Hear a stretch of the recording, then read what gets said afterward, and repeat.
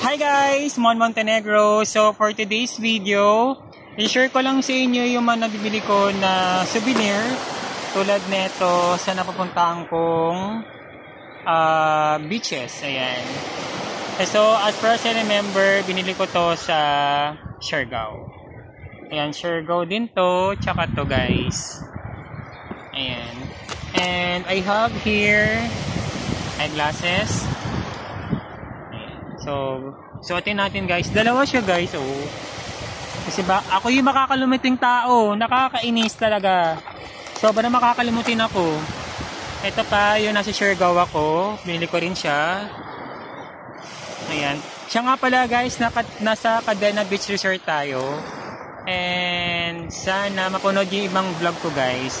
Kaya medyo madilim, nahirapan akong tumingin sa camera. Ito guys, kay Glads. Lubid Lokal. Sana support nyo guys yung ang friend ko na si Gladys. Nagbebenta siya ng ganito. Kanya rin to guys. Tsaka to. Ayan. Lubid Lokal Luwal din to guys. Ayan. Suot din natin to guys. Para check natin kung maganda. Oh, di ba? Mas maganda siya. Maganda bang tingnan? Dalawa. Ayan. And then, share ko lang guys, maglagay tayo ng, as you can see, ang ganda ng dagat, di ba? Ayan, makita nyo dyan.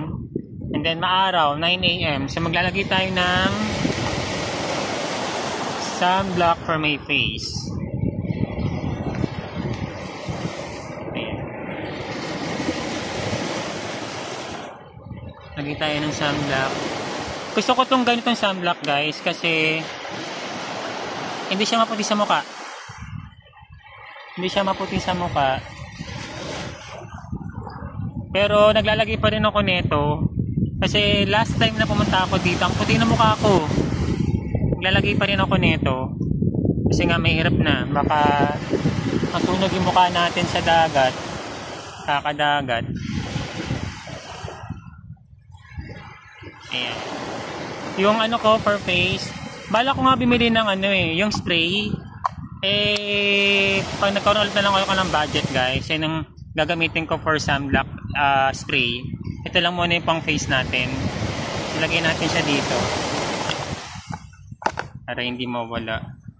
Ito yung sunblock natin guys. Magpalagay ulit tayo ng sunblock. Guys, napakinggan nyo yung dagat, di ba? Ang ganda, nakaka-relax. Kapala